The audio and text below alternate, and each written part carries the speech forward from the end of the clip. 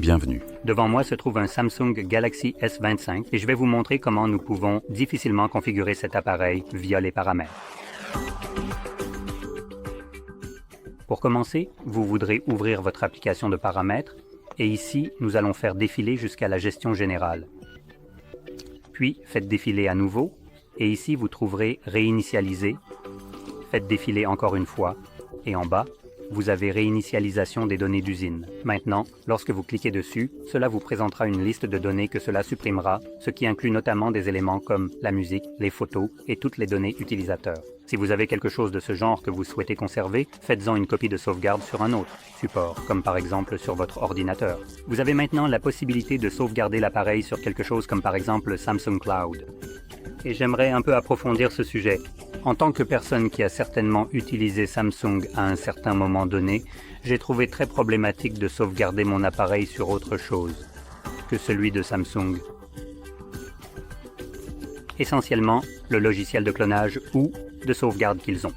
Et chaque fois que j'essayais, même en utilisant un câble vers l'ordinateur, le téléphone se déconnectait automatiquement après environ 10 minutes, sans aucun avertissement ni rien. Donc, cela perturbait évidemment le processus de sauvegarde, car je ne savais pas ce qui avait été sauvegardé. Donc, si vous rencontrez cela, et que vous essayez de sauvegarder votre appareil, la seule chose que je peux dire est d'essayer de persévérer, parce que si vous utilisez la méthode de sauvegarde Samsung, vous n'aurez pas accès à cette sauvegarde si votre autre appareil n'est pas un Samsung. Un peu comme moi en ce moment, car j'ai une sauvegarde faite via le programme médiocre sur mon ordinateur, parce qu'il ne voulait pas la copier, et je n'y ai pas accès. Cela prend de la place sur mon PC, et je n'ai aucun moyen de restaurer ces données sur mon nouveau téléphone.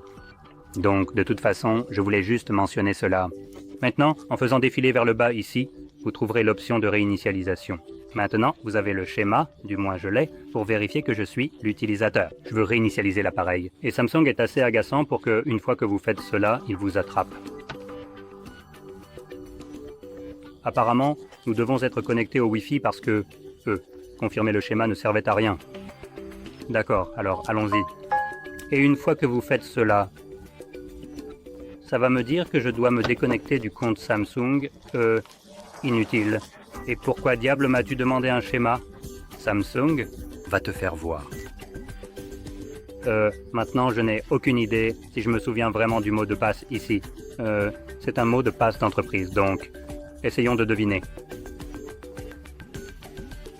D'accord, tu sais quoi? Je ne vais pas vraiment trop réfléchir à ça parce que une fois que tu confirmes ton mot de passe, tu appuieras sur OK et cela commencerait à réinitialiser le téléphone aux paramètres d'usine. Malheureusement, Samsung est agaçant et je ne me souviens pas du mot de passe pour ce compte spécifique, donc je ne vais pas le faire. Je ne devrais pas avoir besoin de faire ça, étant donné que je connais le schéma. Donc oui, prenez-le comme vous voulez. Mais comme je l'ai dit, une fois que vous le confirmez, il passera par le processus de réinitialisation entièrement automatique qui ne prend que quelques secondes. Je pense moins d'une minute ici. Après, l'écran de configuration apparaît où vous pouvez configurer votre téléphone à votre guise. Si vous avez trouvé cette vidéo utile, cliquez sur j'aime, abonnez-vous et merci d'avoir regardé.